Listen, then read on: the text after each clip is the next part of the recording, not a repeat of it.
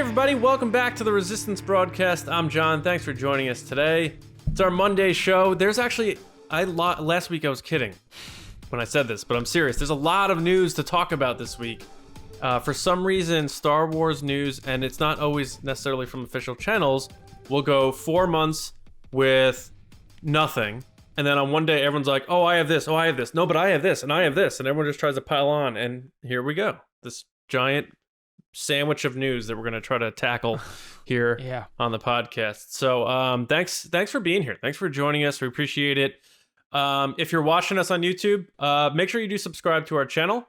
We appreciate that very much. Toss us a like, get in there with the comments, do all that stuff that you hear on every single YouTube video. That's our version of it. James and Lacey are with me here as always. James, if you were a Star Wars actor for the first time, James Baney, you're in Star Wars. Welcome to Star Wars. You walk on set. What would be the thing you're most excited to see in person as a Star Wars actor on set? Be like, whoa, I am in Star Wars.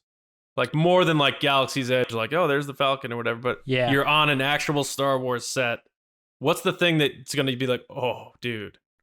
So I don't know if this exists, but I could see it existing. It would be really sweet if they had a full practical AT-ST, like Return of the Jedi era.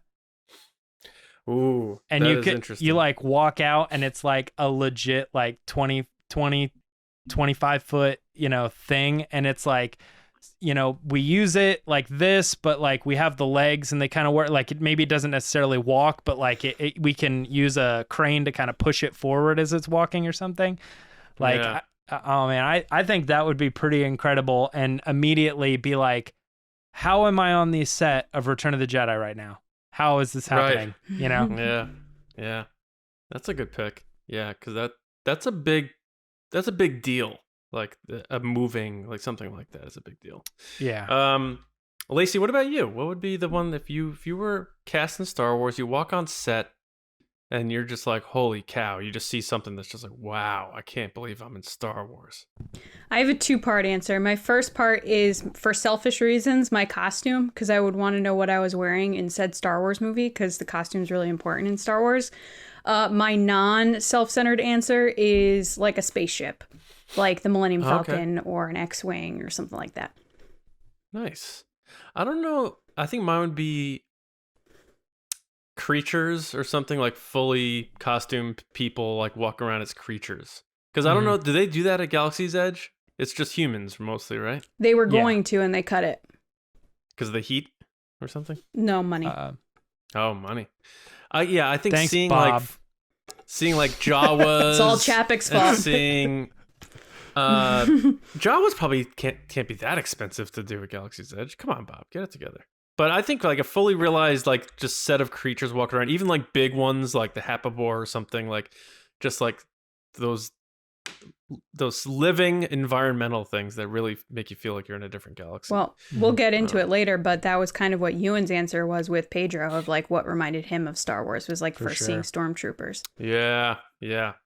So at the end of the show, we're going to do a little bit of an open chat. I know a lot of people have been talking about that chat between Pedro Pascal and the #1 Star Wars news scooper out there in the world today, Ewan McGregor, who somehow got Pedro Pascal to reveal that they haven't recorded anything for Mandalorian season 3 yet, and then Ewan just like, oops.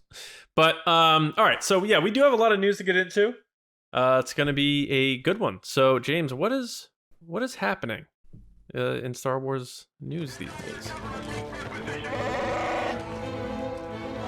It's the Resistance. John, the first thing I think you're going to find the most interesting, since you have gone on record more than anybody to claim this story, but here we go. Liam Neeson was recently on Jimmy Kimmel, and he was promoting other movies, and they were doing some other fun stuff. But Jimmy Kimmel's a big Star Wars fan, so he's going to point out, anytime there's an actor involved, he's going to bring up Star Wars, and he's going to try to get him on stuff. And in this particular case, he approached him about the possibility of him being in the new Obi-Wan Kenobi series, which is on Disney Plus. And Liam Neeson flat out just says, "I don't have anything to do with it. I haven't even been approached. I don't know anything about it. So it actually quickly shut down Jimmy to the point where he just goes, okay, so that's a no. Let's move on past this. So John, you have openly said there's no way he's not in this show. Right. What say you of the story? I still think there's zero chance he's not in the show. Because like Liam Neeson is a great actor, but he's clearly a terrible improvisational actor because he gave it away in his answer. Because there's no way in any situation possible that they didn't at least approach him. So for him to say I wasn't approached about it is just a lie. Completely a lie. And then he probably felt uncomfortable and trying to keep a straight face, so he goes immediately to the joke of doing the money thing and saying they don't have enough money for me. He tries to like just make it funny, so his like tell with the serious face kind of gets washed away. He did a bad job on this in this cover up, in my opinion. So, and maybe that's just part of the bit, but but there's other stories we're gonna get into here that involve things that. I'm gonna create this thing called the 7-year-old rule, and if its situation in Star Wars is something like a casting or something that a 7-year-old can predict, then Lucasfilm should just announce it.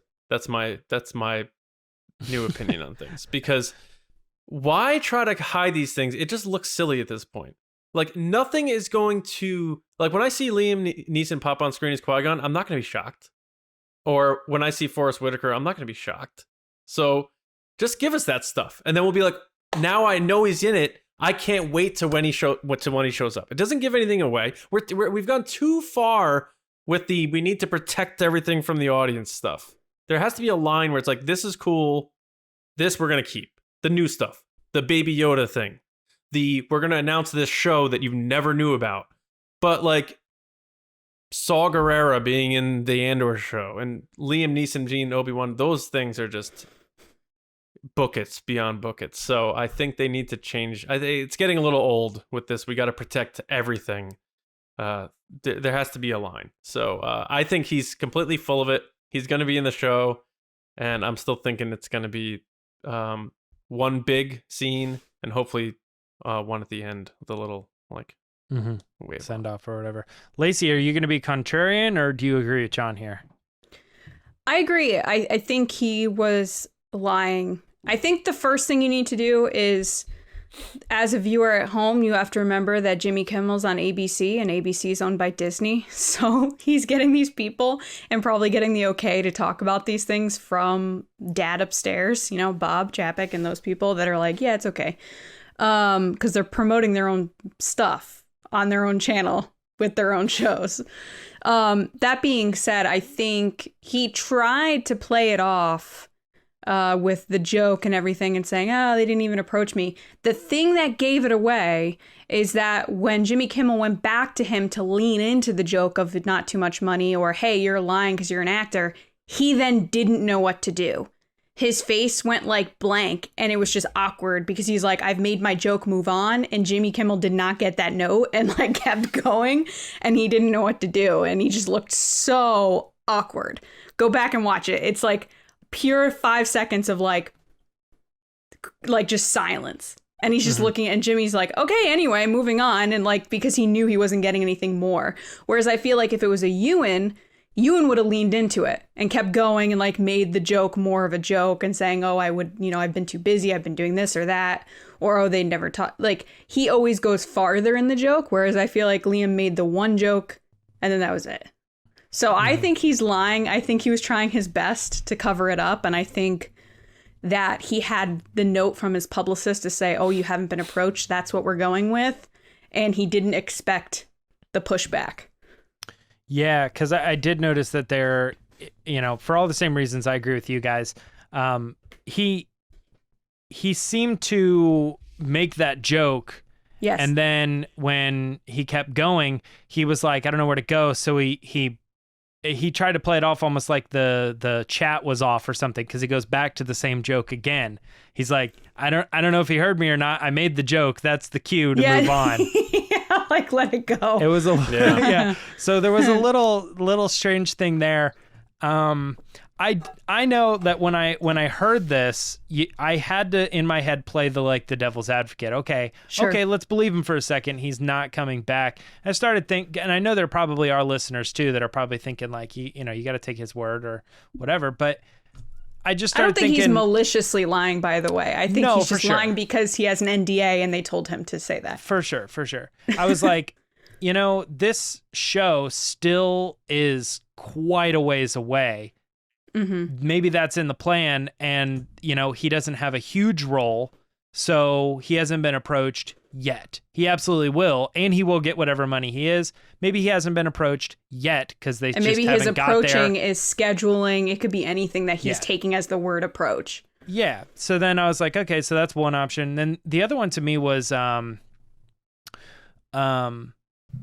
possibility that he's just not in the show. It's only 6 episodes, and like if I was writing it out and they only gave me 6 episodes, I start thinking, I'm like, all right, well, do we really have time to squeeze in this he goes and he meditates and he does his the only thing is you have to make it almost has nothing to do with the story. I know, but you have to make that connection that he learns how to go into the Force, because if you don't make that, then there's this huge gap from the moment Yoda brings it up to the moment that he does it. I know, and I do agree with that. I guess I'm not moving any further past we only have six episodes to tell a story. Does Qui-Gon and him revisiting his old master and explaining this thing, which almost has nothing to do with the story that we're trying to tell, does it fit in? He's probably talked to Qui-Gon 1,000 times, but he's only done this adventure once. Let's get to the point. And if we want to tell that story, we have a million other opportunities probably down the line where we can tell about that. But I don't know. Right. I totally agree with you guys that I think he's doing the Obi-Wan, or he's doing the Ewan McGregor thing. Like, I would love to come back. Yeah. But it's like, he already said, this is the standard practice.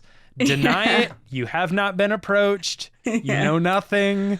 I think that's the screw up, though. I really do. And he would have been better off saying, because he's filming, according to IMDb, he's in a movie right now that's filming called Memory with Guy Pearce. He could have just said, we were trying to make it work. They had to get this film now. They've been pushing this show off for a long time. We couldn't line up our schedules. I would have loved to have done it, but it would have been more believable too. Yeah, that's what I mean. But he goes, they haven't approached me? That's the dumbest thing he could have said if he was actually trying to cover this up. Because there's no way that they didn't. Yeah, they didn't approach me? Come on, that's so stupid. That's so stupid, Liam. My God. Yeah. Kathleen Kennedy's like, what the hell? We had 4 lunches, Liam. Yeah, right. How did that guy find his daughter? That's what I want to know. That's so stupid. He can't even find a spot in the most obvious role for him. He can't even find an excuse. His role. Yeah. Yeah. All right. Yeah. Well, that's that. Like I said, there's always the devil advocate story of maybe he's telling the truth. Maybe there's a possibility. Maybe they haven't approached him yet. I don't know. I think Disney likes surprises, and they'd rather keep the surprise. I think that's what it is. They've become addicted to the surprise. All right. Well, there are other people showing up in Star Wars Disney Plus shows. We finally got a couple announcements here. Stellan Skarsgard was doing an interview. It was like a Swedish interview, so it's kind of hard to get through all the information that's there. But he does, in that interview, say that he was doing a really cool scene with Forest Whitaker. So you can put all that together. And this was in relation to the show, too. So it's like, Forest Whitaker's back, Saw Gerrera. We know it's going to happen. He's at least filming. He very, very likely going to be in the show. It could be like a hologram that they cut or something, but he is involved with the production of the show. So that is, in fact, happening. While we're here, though, I should also mention Ben Mendehlson may be returning. There's a rumor out there by a website called The Direct. They're saying their sources are saying that Orson Krennic is coming back and he's been involved. That's a little bit more of a rumor rather than Stellan Skarsgard like himself saying, yeah, I was doing the scene with Forest Whitaker. So that's way more likely. But of these two, Lacey, I'm going to go back to you. What are your thoughts on Saw Gerrera coming back? What are your thoughts about the possibility of Orson Krennic coming back? Well, first of all, Loki just came out. Isn't Skarsgård the guy that gets his eye ripped out? His eye ripped out? Like he's the eyeball guy that Loki sticks the thing in the eyeball and takes his eyeball to get into a safe. Well, I know he was in Age of Ultron. No. Well, yeah. No, he was in the original Avengers and he was in the original Thor. I don't know if he was in. Anyway, I was just thinking about that because I was watching Loki and I was like, oh yeah, I know isn't Loki Skarsgård in this? Takes over his body and uses him From the eyeball. Well, I don't know about the eyeball though, because he still has his eyeball in the Marvel world. I just remember it's really brutal, that eyeball scene. Anyway, off topic. Anyway, that being said, yeah, this is super interesting. First of all, that he said all this. I'm sure a publicist somewhere was like, please don't do this. And he did. It was interesting. He said he has 1 scene per episode, 2 scenes with Whitaker, and most of his time is spent with Diego. So I'm going to eat my words right now. I totally said he looks like a bad guy. And I thought that he'd be a bad guy. Like, he has that look. To me, after this information comes out, it seems like he's a good guy. Unless he's a double crosser like a Bennett.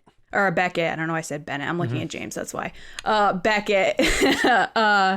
Or someone like that. Or like a Lando where he does what he needs to do to survive type role. But other than that, I took away that he's probably a good guy if he's working with these people. Which is interesting to me because already it's going against my expectations that he's with the Empire. So that's cool. It's amazing he's in it so much. I didn't think he would be. I watched Chernobyl, which was kind of his show. You said he was in Chernobyl. That's right. And the thing about his role in that is that he is stuck between a rock and a hard place the whole thing. He's trying to do right, but he has to do right by his government and he has to do right by his own moral standard. And I'm like, I think they watched that and they're like, boop, that character, that's the same character. Stick him in Andor. Put him in a Star Wars suit. What you're going to be looking at, I think, in this character is you're going to be someone who's trying to do the right thing. So he's siding with the rebellion on certain things. But I can't imagine he's someone that like totally is like, we're doing this or something. I think he's going to be someone that, I don't know, potentially has like a family or understands the results of what it means to overthrow a government and stuff. And he's maybe an informant. I foresee these conversations between Saw and him, Saw being the person that's obviously more radical than he is, and he's the one that makes Saw look crazy. Like he's the one that pokes that sense makes him feel that way back into the stability of what it means to go that radical. But anyway, that's why I think I said from the very beginning when you said Empire, I think I said he seemed more like a rebellion style character. And that's why it makes sense. Because then you think of like Adam Driver with Kylo Ren. Like when I first saw Kylo Ren, I had watched Girls before that. And I was like, wow, this character's Adam from Girls. Like it's the crazy guy that yells and like switches emotions quickly and is predictable. And then we see Kylo Ren, we're like, wow, it's the same character. But really quick, the Krennic thing, I just wrote LOL shrug in my notes and wrote, quote, size of role remains unclear. That to me means that someone's saying, well, we don't know. And then if it doesn't happen, they can just turn around and say, well, it unclear. It clearly got erased. So that's how I feel about it. I would love to see him, though. Yeah, John, Stellan Skarsgard confirming Forest Whitaker, Ben Mendehlson back. What do you think? Yeah, the Ben Mendehlson thing, I agree, because, and I'm not here to discredit anybody like that, but, they say the direct sources say he's back and they didn't say anything else. So that's like, if we said Star Wars News Net's sources, like at least like some, if you have more, something like this, that's a very big deal, you would probably have a little more info on that. They just said like our sources say he's in it and that's it. So I don't know. I mean, that's why we had to report it as a rumor. That's not saying they're wrong at all. But that's again another one of those situations. That's not as much of a lock as maybe a Saw Gerrera is to me, because this show's supposed to be about the rebellion and all this stuff. Sure. But again, it's a good guess if you wanted to do that, to say that Mendehlson will come back. He likes doing television series. He's done streaming series as recently as this past year with The Outsider. And I would love to see him too, because I love everything he's in. From season 1 of Bloodline, his small role in The Dark Knight Rises, like he's a very, very good actor, and he was excellent in Rogue One. And I would be perfectly fine if we never saw him again, but I would also wouldn't mind seeing him pop up.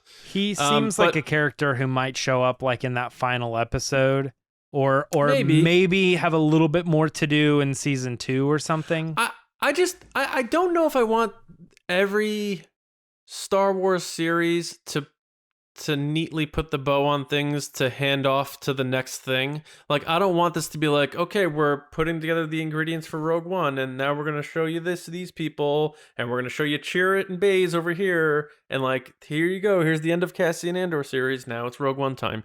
I want it to be a little messier. So I hope he doesn't pop in the last episode and they start doing that thing where it's like, now Rogue One feels like a spin-off of Andor. But the other thing, the Stellan Skarsgård I find funny because he's, an artiste type of actor. He's one of the high respected in his craft of his generation. And, I love him in Good Will Hunting. That's one of my favorite movies. And he plays Jerry, the counterpoint to Robin Williams' character. This is like one of those things where I don't think he cares about the protection of franchise secrets. And this would be him doing a radio interview saying, yeah, I'm working on this movie right now and Jeremy Irons is in it and we have a great scene together. And they'd be like, oh, cool. Nice. And that's, he's not like, hey, I just want you to know, I don't think they can hear me, but Forest Whitaker, he's in this thing I'm doing, but they're going to kill me if this airs. He's just like, probably like, yeah, I did a scene with Forest Whitaker. You know him, right? Oh, yeah, that's cool. He's probably not even like in that realm of like, they're not like Stellan Skarsgård. You can't talk about things. He's probably like, screw you. Yeah. He also probably just has no clue if he's been in Star Wars before. Is that even an important character really or something? That's what I mean. He's hitting his mark and he's going to do it well, but he's not like, it's not like, well, like when Oscar Isaac got hired to do Star Wars, he was a big fan of Star Wars and he got what was important about, keeping the secrets and that sort of thing, where this guy's just like, you take this blueprint of this interview and put it on any other project he did and he would do the same exact thing. And again, this goes to that rule I was saying, like they should have just told people anyway. Forest Whitaker is going to be in Andor. People like, nice. That's cool. I don't know how. I don't know why. What role is going to be, big or small. But that's cool that you told us, Lucasfilm. That's cool. She told us Darth Vader's in the Obi-Wan Kenobi series. I'm surprised they haven't released a full cast image like they did for Kenobi for Andor. I know, but like maybe Kenobi comes out first. I'm just surprised because they're both in production that they wouldn't just release them both saying, here you go. Here's who's in it. Yeah. Yeah, because they're trying to cover up friggin' Liam Neeson. But like I just, and I don't know if they are actively protecting Forest Whitaker being in the show or not, but they haven't revealed that he's in it. And if I would change that whole thing. If I was the president of Lucasfilm or Disney marketing, whoever's in charge of PR for releasing cast info, I'd be like, hey, you guys want to be excited for Andor? Forest Whitaker's back as Saw Gerrera. I know you got a little taste of him and everyone loved him in Rogue One. He's coming back. Mm-hmm. That's all you got to say.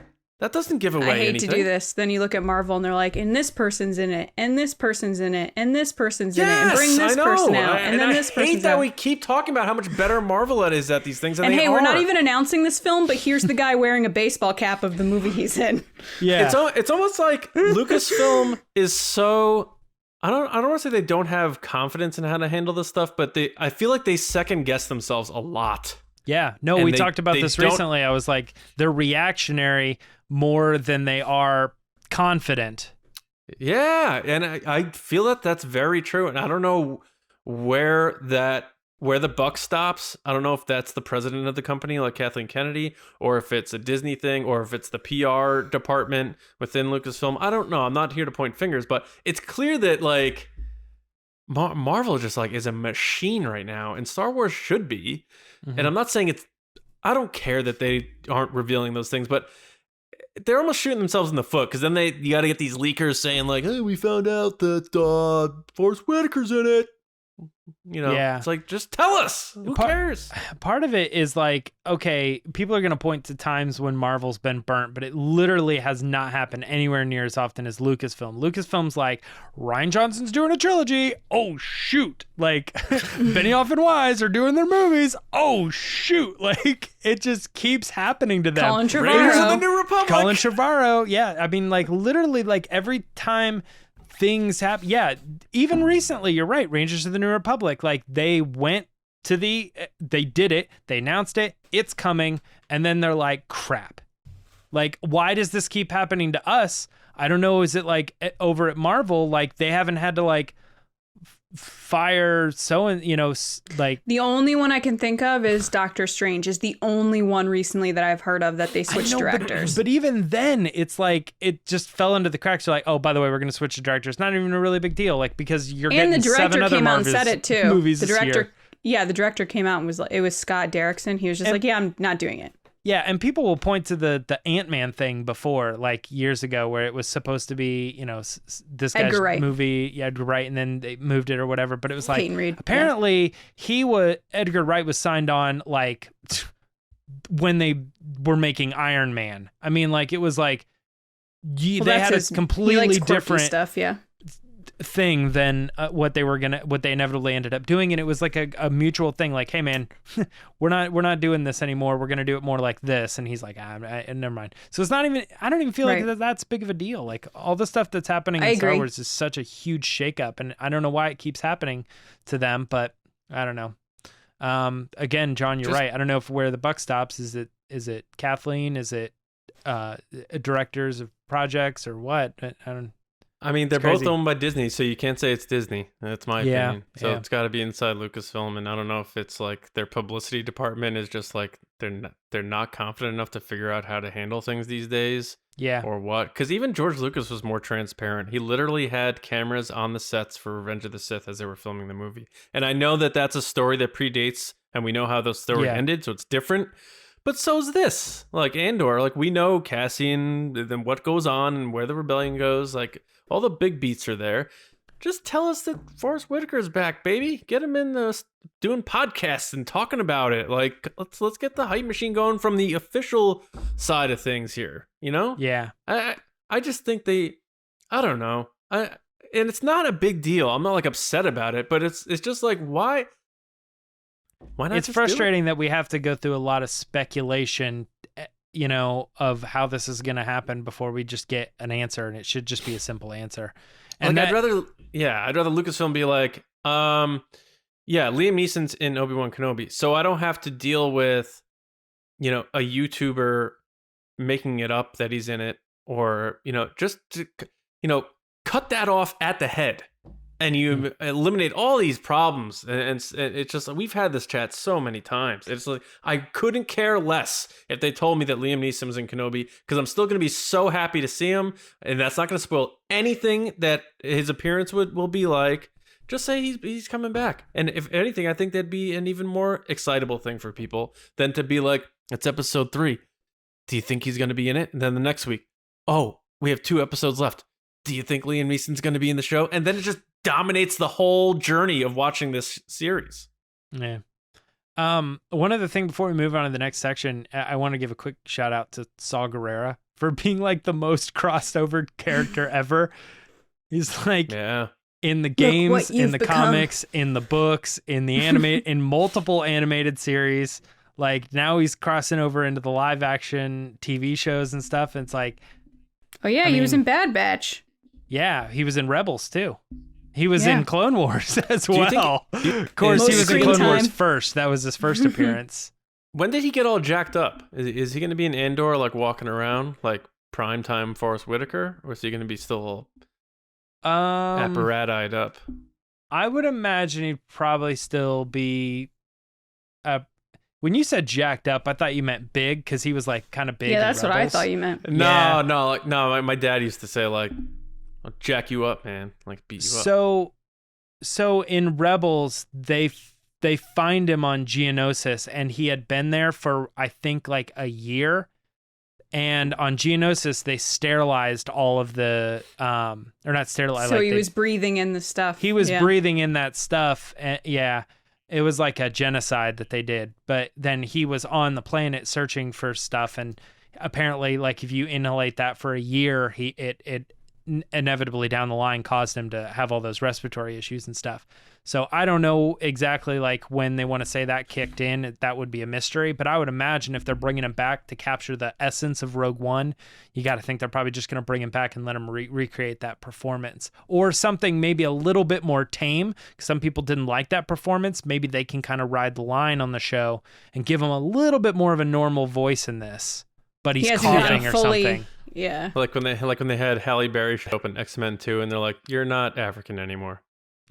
Just so you know. That didn't work out in the first episode, in the first movie. She's like, "All right."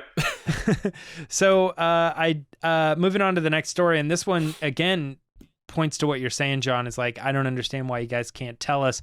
It's just a constant mix up of like when these shows are filming and when they're done when we've started filming, we're ending production, who's in what show, we don't have anything going on. So one of the things here is that Pedro Pascal in an interview that we'll get to it a little bit later, but he confirmed that he has not started filming for season 3 of The Mandalorian yet. In that interview, he kind of let it slip, thanks to Ewan McGregor.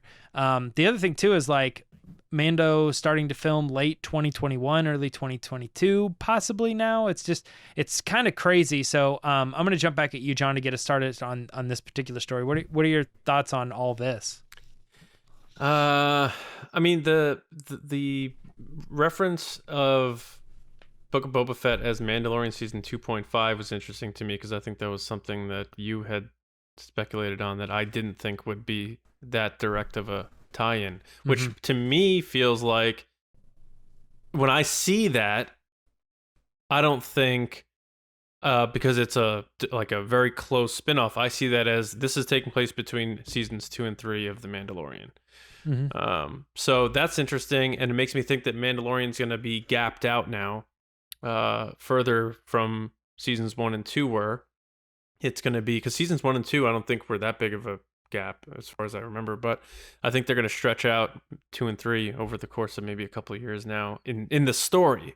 Now, in terms of the filming, it's very interesting because one, I'm upset, no Mando fan show this year, but because that, I love doing that. But if they don't start filming, let's say they don't start filming until early 2022, I have a hard time seeing how that show comes out in 2022, which means we're going even more than the 2 years without Mandalorian, because they filmed both seasons 1 and 2 over the course of, like, say, October to the following March, like 5 months, 6 months. If they start filming early 2022, as this says they might, that takes them into May, and you think they're turning that around in 5 months? I don't. They didn't do it for the first 2 seasons. I don't see what would change, and unless they shorten it from 8 episodes to like 4, which I don't think they're going to do that to their best show, their marquee show. So I don't know. It's very interesting. Now, if they start in late this year and we find out, that story was a little bit wrong, we actually are going to start filming, pick it up in October, November, then we'll see you next in fall of 2022. But if this report is right by Collider, who, say what you want about Collider, I have my thoughts, but they have a lot of good sources.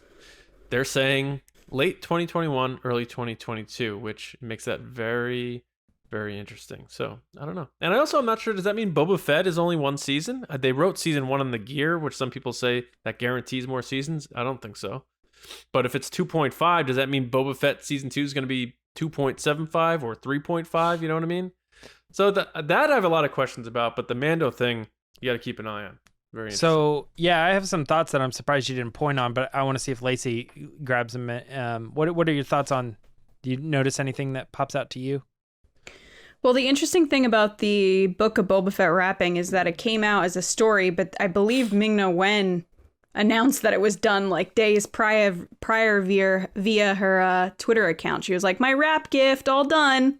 And everyone was like, oh, all right. And then that was everywhere. And then this comes out that it's now officially wrapped, according to multiple sources. Well, you have the number 2 character in the show saying it's wrapped a couple days prior. So that was interesting to me. That being said, I think Pedro is a very busy guy.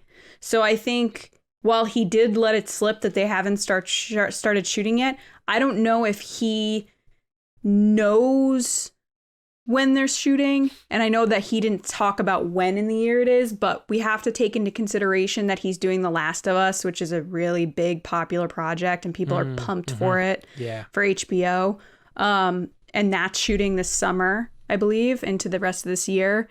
And so they're trying to work around his schedule while also working around Obi-Wan Kenobi, which is filming in LA. So they're kind of working around all these different schedules. So they're trying to make it work. So I'm not surprised it's filming in late of this year, but that also might not be exactly correct because if he ends filming early, they might start up early. It's like all timing. So it's hard until we get official word, I guess, when they're filming or not. Didn't they say Last of Us is filming, from everything I read, was July of this year to June of next year? So he's going to have to film both, either, or he does his parts early for Last of Us. Like, to me, it sounds like they haven't figured out how to build up enough studio spaces for them to film all these shows they want to do yet, because it's like they're all borrowing from the same spot, and Obi-Wan's filming where Book of Boba Fett filmed, and they literally just handed the garage keys from one director to the next, like, okay, it's your show's turn now. And that's the same place that Mandalorian filmed. So 3 shows in that one spot, unable to film at the same time. And then you just have Andor just filming across the entire map of Europe and in Pinewood Studios. And then you have Marvel, who's building all these same volume sets in Sydney. They're going to Australia. And the rumor was Lucasfilm was going to build stuff there too, or Disney was going to for all the shows. But it just seems like, again, I hate doing this, but how is like Marvel like making all these shows and Lucasfilm's like, well, we can't use that, can't film that yet because this show's there right now. It's like, I feel like they're undercutting, like Lucasfilm seems way under budgeted than Marvel does. So yeah, let me at least, I don't really know, but I know that they did season 1 with The Mandalorian with Pedro doing Game of Thrones, didn't they? So it's just kind of... No, I think he was done. Game of Thrones had filmed the year prior and they released it the year later. And he was already done with Game of Thrones. I thought that's why he wasn't in the mask a lot. No, he was doing another project. Oh, might have been was it Narcos or something? Yeah.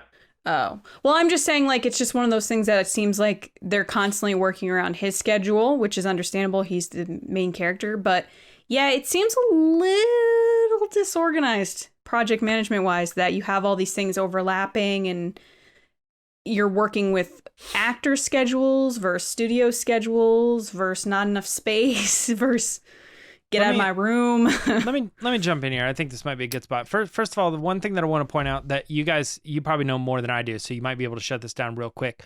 When was this actually recorded? This conversation between Ewan and Pedro? Because number one, this is a teaser for an upcoming show, so it's not like it wasn't like they recorded this yesterday, and this conversation is still planned to come out like months from now. So how long ago was this conversation recorded? He says we haven't started filming Mandalorian season 3 yet. Was this 3 months ago? Was this 4 months ago? That's a good question because, when I saw Ewan, I was like, he's wearing a white t-shirt again. Is that all that guy wears? And it might have been he did a full day of all these interviews and filming and stuff and then moved on and is now doing other things. And like you said, they shot this earlier, but maybe he just really likes white t-shirts. Maybe that's what he rolls up in. I was considering, how they put this together. They're not going to say, well, this was filmed at this time, but given this that is understanding. Within the last month. What? This is within the last month because he's actively talking about filming the Kenobi series in his quotes during this conversation. Okay. Right. Yeah. So like I said, there might be something to that, but I'm sitting here thinking, well, it wasn't like this was live or something, Sure. This was very clearly recorded a while ago, and I don't know how long ago, a week, 2 weeks, a month, but that's a good point, based on the context there. But the other thing that I was thinking about is I think there's more fluidity to these Disney Plus shows than we're giving them credit. And there are people saying Mandalorian season 3 absolutely already is shooting. So I don't know why he's saying that. It absolutely is. But here's the thing is maybe that understanding is coming from the fact that he's in Book of Boba Fett. His story ended with Grogu for the time being. Boba Fett is absolutely the title and the focus character. But Mandalorian shows up in this show. And that's why they're kind of considering, well, it's sort of Mandalorian season 2. He's not the 2.5. He's not the focus, but just like Boba Fett was in Mandalorian show, now Mandalorian is in, Din Djarin is going to show up in Boba Fett show. He's there. He is doing stuff. And then maybe that kind of helps to put it all together. And who knows that, I mean, I guess that kind of contradicts him, what he's saying exactly. But I was thinking, like, how do we not know that they're not shooting a lot of this stuff all at the same time? Like today we're doing Book of Boba Fett, tomorrow we're doing Mandalorian, because at the end of the day, all these characters and all these stories are all kind of supposed to come together. As soon as we get into some of this other stuff, that's when we might bring in and start shooting some of the Ahsoka stuff. That'll be later down the line, but we got all these actors and schedules that we got to mix up. If we only have Rosario Dawson for a little bit, let's bring her in, shoot the scenes with Tamara Morrison and Pedro Pascal, get that shot done for the show that's coming out next year. Oh, we're I all don't good know about for that, it, dude. I'm just saying That's mixing a lot of crew members, like. But it's all the same content. Like that's the thing is like I wonder how often it's like people might say, you know, this Marvel movie is already shooting. Well, they got Chris Pratt to do this scene in this other show.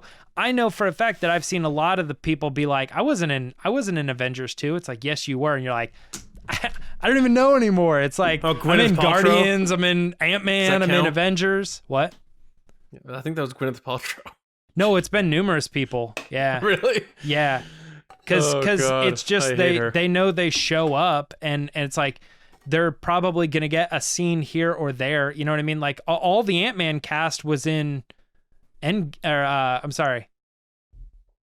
Never mind. I take that back. There's too many movies. Yeah.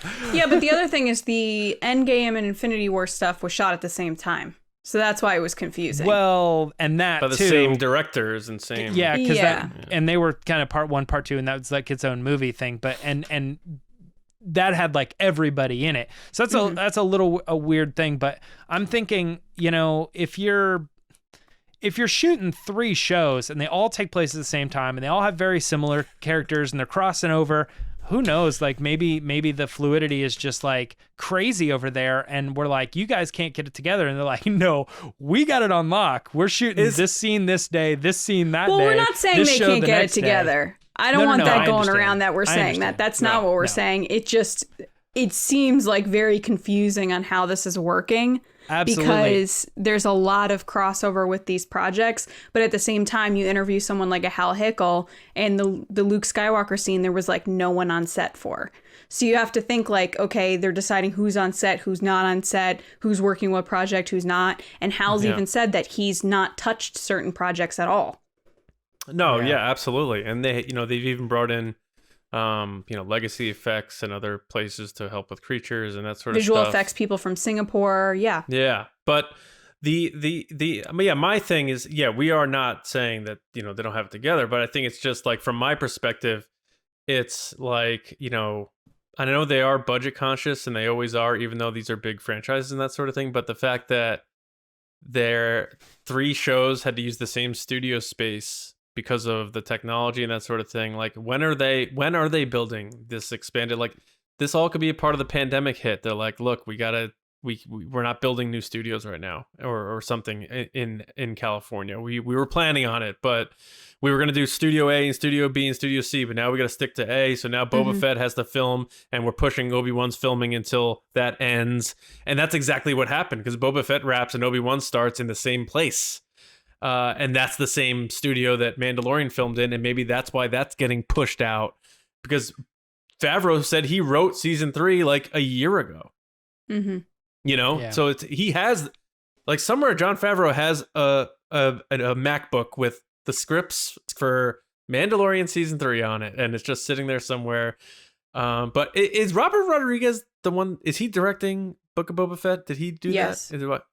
He's probably like, hey, let's go down to a park and we're going to film like 3 episodes. Just My in some backyard. park somewhere. Yeah. Yeah. I don't know. I going back to your Be point very on the last organic about story, it. John, I just don't understand why at least one of these directors, like we always tease JJ for being like, I'm going to be super open about this. And then he posts like one picture, but at least he marked the beginning of the filming of the movie. He says, hey, we're doing it. Here we are. We're on set. There it is. There's a camera picture.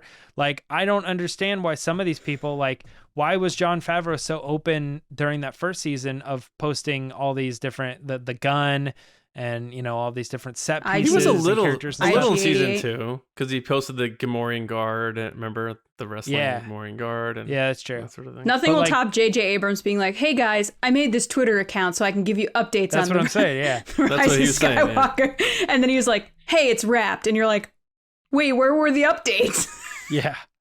No, it just kind of surprises me. They went pretty much all, I mean, they're saying filming is wrapped on Book of Boba Fett, and it's like, we didn't get anything. We never saw like any teases or posts anywhere. Just Tamara Yeah, Morrison yeah. doing that interview with that New Zealand news station from his gym. Like, hey, I'm getting ripped. Yeah. Getting my Well, sweat on set.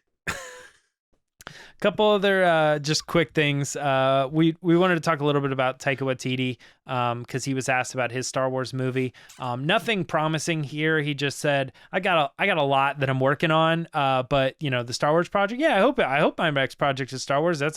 I'm excited to do it, kind of thing. Not really anything, but he very quickly like shuts that down. He's like, but I got a lot of stuff that I'm working on. So Taika Waititi hopes his next Star Wars or his next project is Star Wars movie. Imagine being Taika Waititi and you could imagine saying that sentence. Be like, you know, I'm working on a lot of stuff. I hope my Star Wars movie is my next project. He has gotten criticisms before of like, dude, freaking just stick to a few things.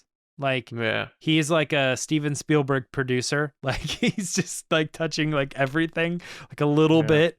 Yeah. But What's that author that's on every book? Oh, James Patterson. It's like James Patterson and so-and-so. James Yeah. Patterson and so-and-so. And you're like, does he even, what does he write? Like a paragraph in this book? It's like Taika's like, Just blah, blah. name recognition. Yeah. Yeah. Another quick thing, and this is a live, a real world casting. Star Wars Andor did add the actor from Chernobyl, Robert Emms. That was coming from a trade story, Deadlines. You can probably trust that or lock that up. It's just interesting that obviously we were talking a lot about Stellan Skarsgard and his interaction with Chernobyl, like being the lead in that. So it doesn't surprise me at all that, you know, hey, you need a guy? I got a guy. I know a guy. I'll call up Robert, you know, and this guy somehow makes his way into Andor. If I remember who this actor is, by the way, he's pretty good.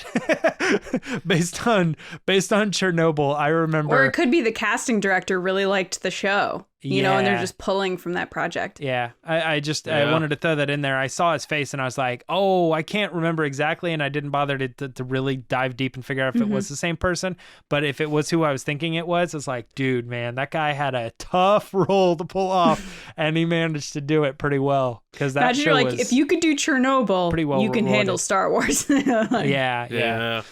All right, well, guys, that was a lot, and we're still going to talk a little bit more about that whole Ewan and Pedro conversation there at the end, but that is basically it for the Resistance Report. Lacey, I'm going to hand it off to you to take us into our next section. Yeah, guys, it's time for the Patreon pod race.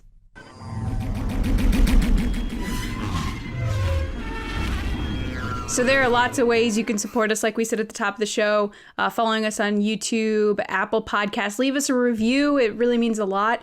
It helps us grow. You can follow us on Spotify, which we love. It's a great app. You can also share via Spotify to your Instagram stories and stuff, and it goes right to the app. It's really, really nice. You can follow us on Twitter at RBATSWNN, on Instagram at The Resistance Broadcast, or if you want more from us, including exclusive content, live watch-alongs, like we did this past Sunday of The Last Jedi, you can head over to patreon.com/resistancebroadcast.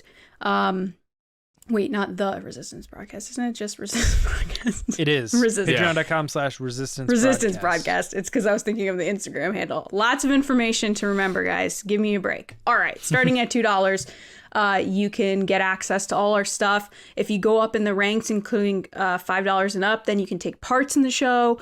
It's really, really cool. We can't get over how quickly the community is growing and how active it is. People are in there at all hours of the night in our Discord. People sharing photos of their families and like what they're doing. And it's just a nice thing to have on a regular basis, especially with what we've been dealing with in the past year. A lot of just fun having food talk too.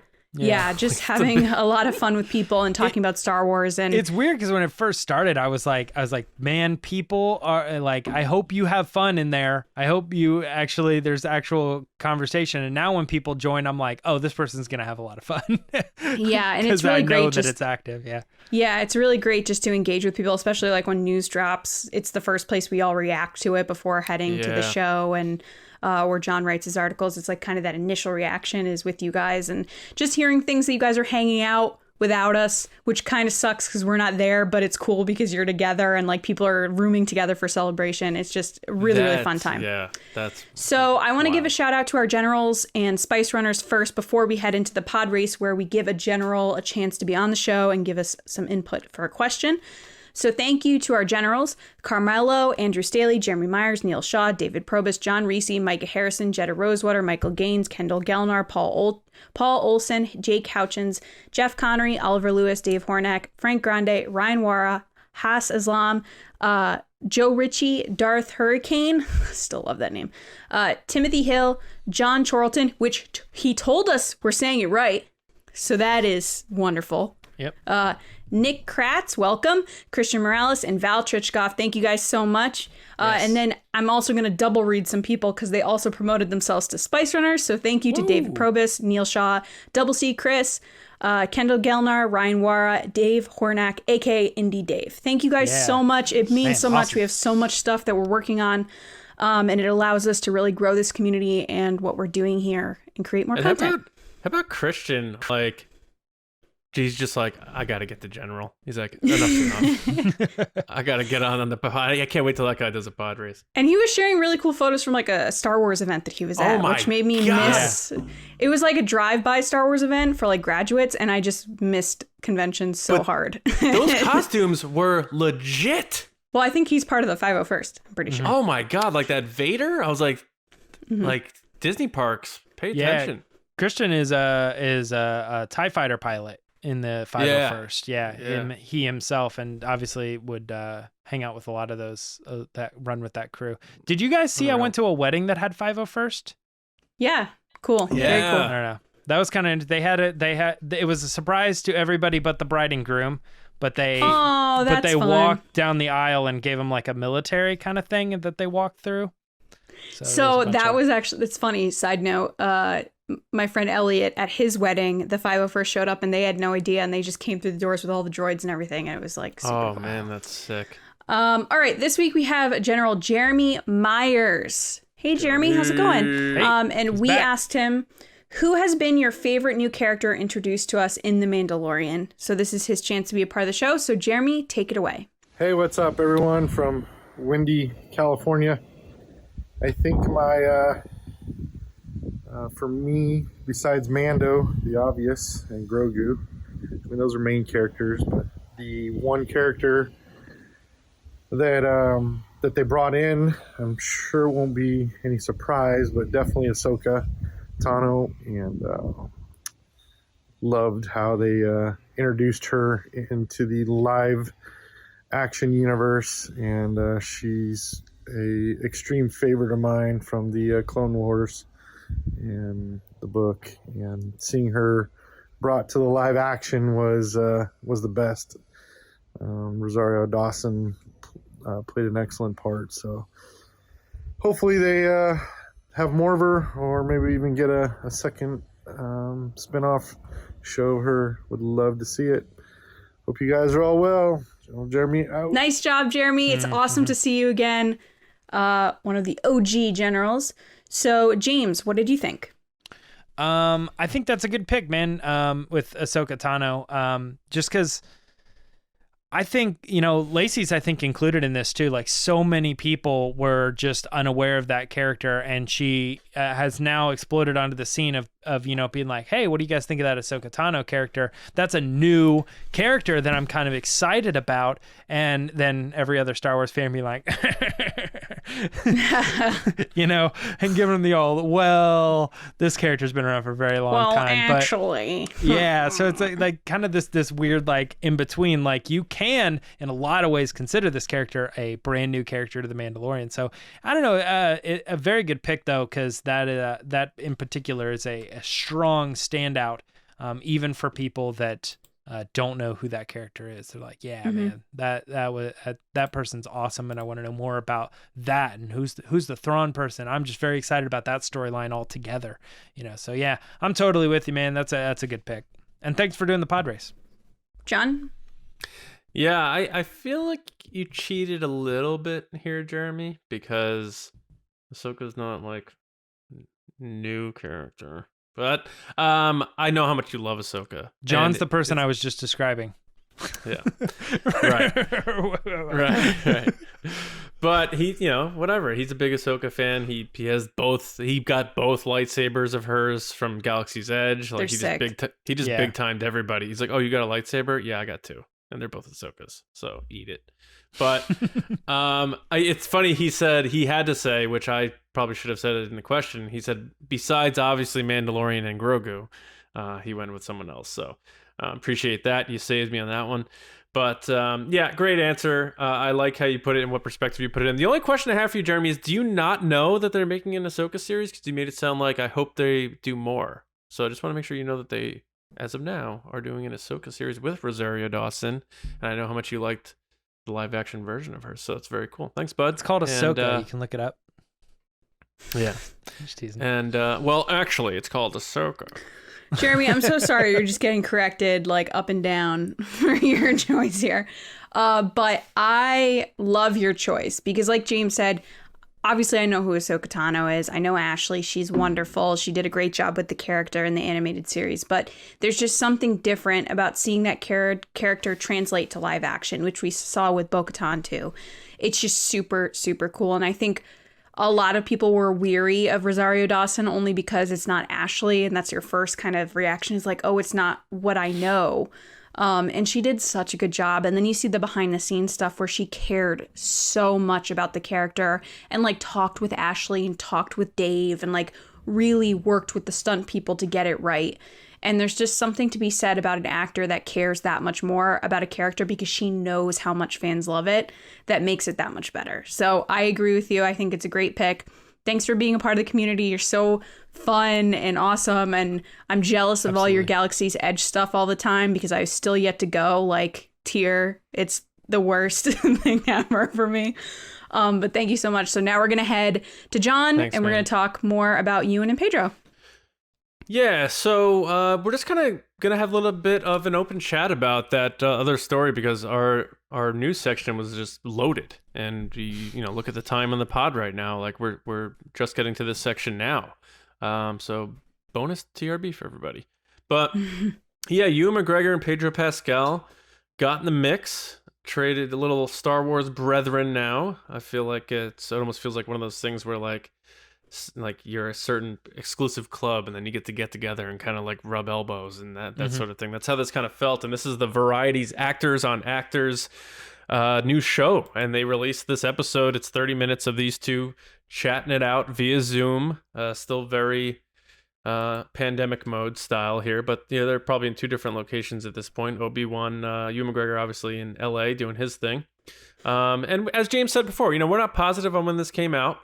My guess, because Ewan McGregor is talking about actually filming Obi-Wan, has to be within the last month or so, and so it's pretty recent. But it looks like they had a real good time talking. So, Lacey, I know you were a big fan of this conversation. So, what were what'd you pull out of this thing that either you found funny or the most interesting or intriguing? Like, what set off your bells on this one? Well, first of all, I just really liked them together. I think they're both like super charming, charismatic guys. So they picked the two perfect people to interview each other. Like, because sometimes one actor will be more serious than the other. It's clear that these guys were just there and having a great time and both love being a part of Star Wars.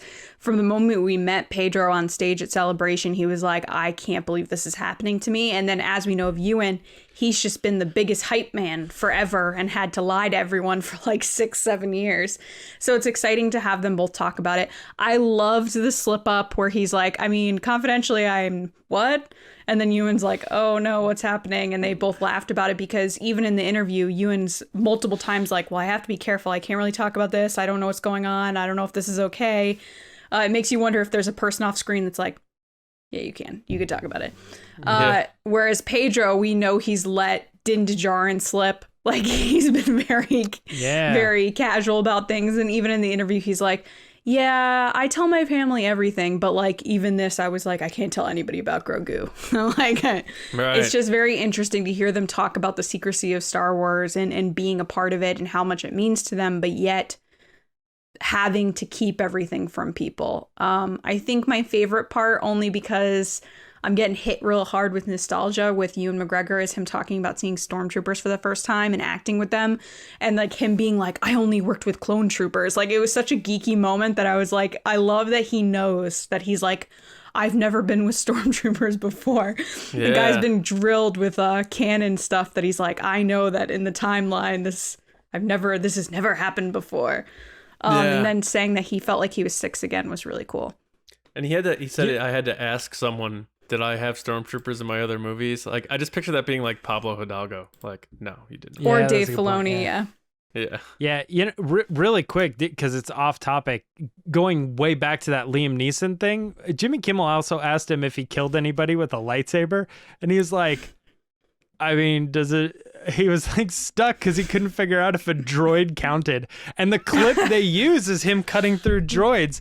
And he's like, I guess yes, and he got it right, but he's like, I mean, those are droids. I didn't take anybody's life. That was the question. Did you take anybody's life with a lightsaber? He's like rethinking it. I'm like thinking, no, Darth Maul killed him, and was there any person? Yeah, it was tricky. I just loved the second guessing of canon that actors go through. That they especially Ewan, like he wants to be right and he wants to know, so he's like, is this right?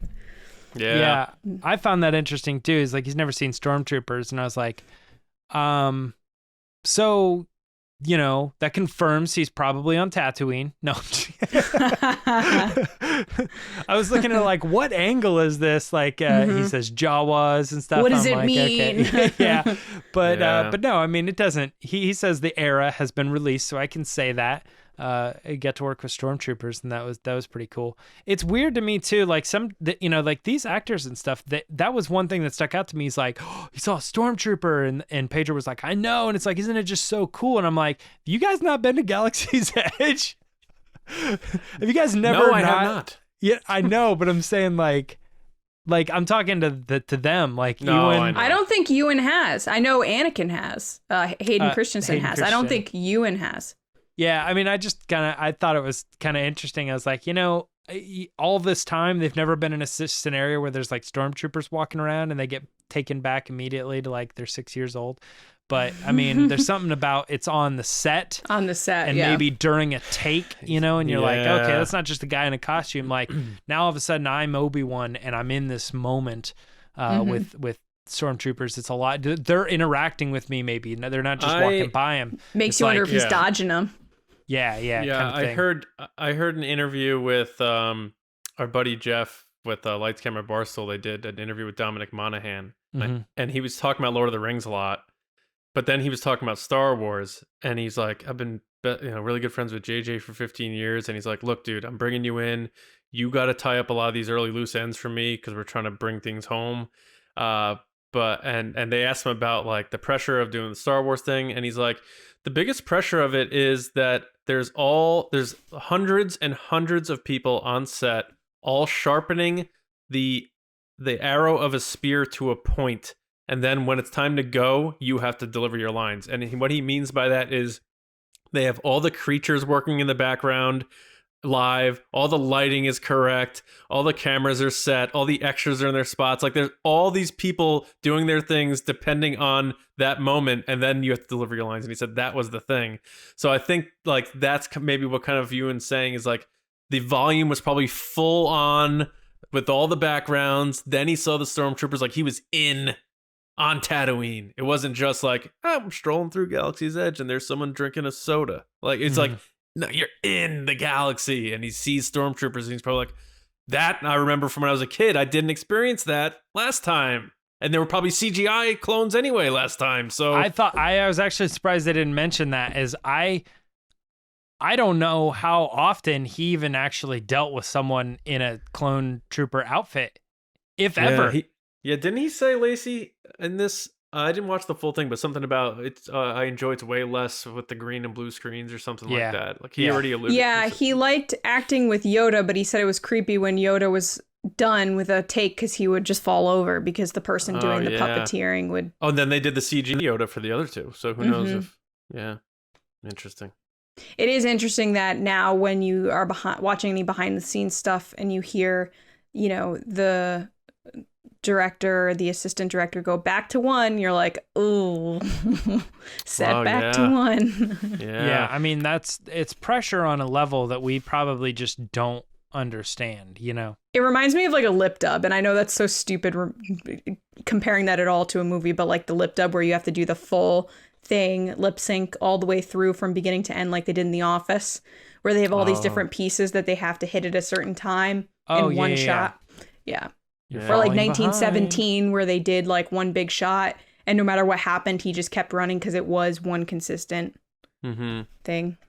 Yeah. This, I don't know, this is, I mean, it's cool, and I did find it funny, like you brought it up, Lacey, that Pedro Pascal's like, no, I tell my family everything. I don't care. Except Grogu. That is the only thing he didn't say. Right. Which means that he was so scared.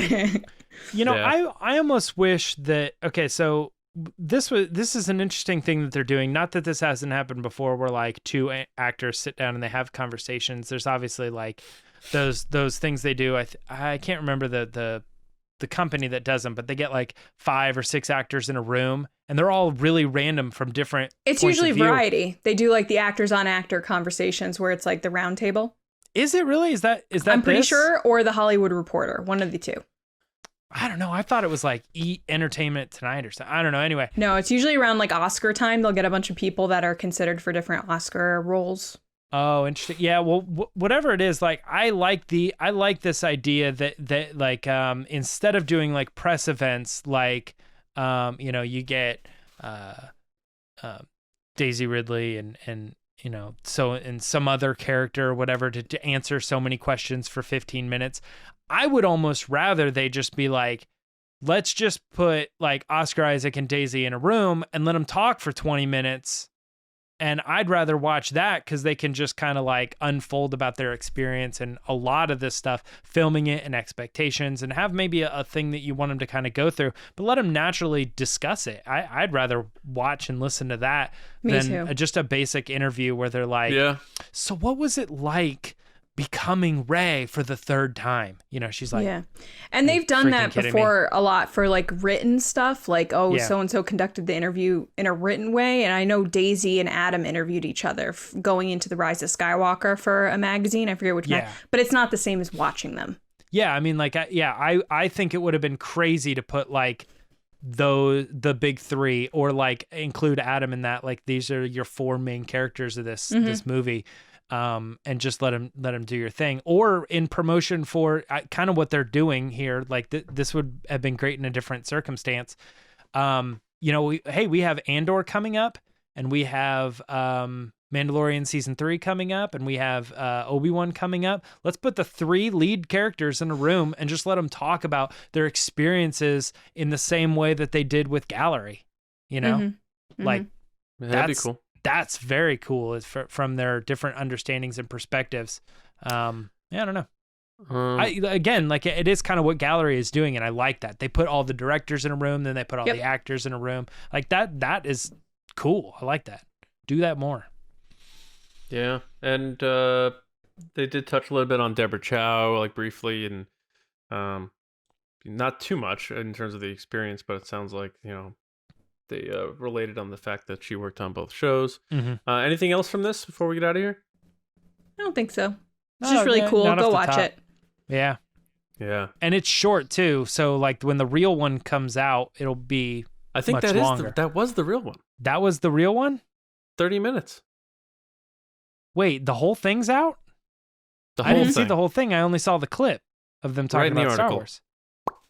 Right. StarWarsNewsNet.com. Now James has something wonderful to watch today. Yeah. There you go, James. You can watch it before Bad Batch. Nope. Oh, that's not happening. Because you want to remember it. Yeah. All right. Well, that takes us towards the end here. We want to thank everyone for listening and watching and being a part of TRB. We love you guys. You're the absolute best. As Lacey said, make sure you are subscribed, whatever your preferred platform is, whether that's audio or on YouTube. And also, you're going to StarWarsNewsNet.com, like James does, for all of your Star Wars news, reviews, editorials, information, and more. You guys can find me on Twitter at Johnny Hoey and writing and editing at Star Wars Newsnet. And my movie podcast with my buddy Mike. We just did Predator, and we're doing Goodfellas next week. So that's going to be a tough one, but it's good. It should be a good one.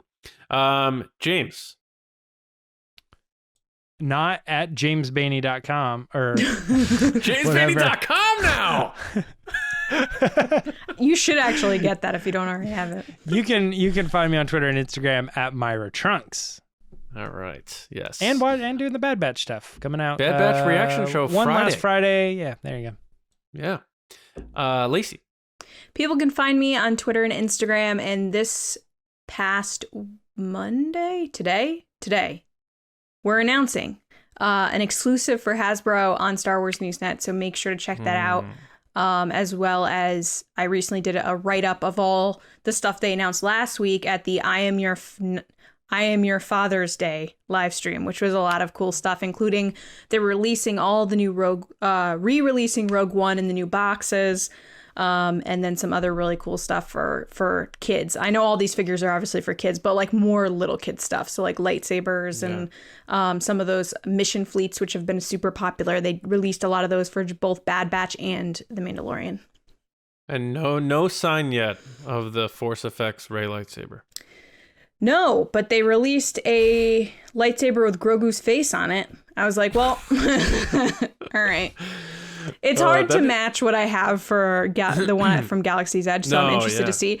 I mean, the only way Hasbro can top that one is if theirs actually has a twist turn on. Like if the top twists to turn it on and it changes colors when it turns on, it would top this one. But to be honest, I'd still buy it even if they did. There you go. And they know.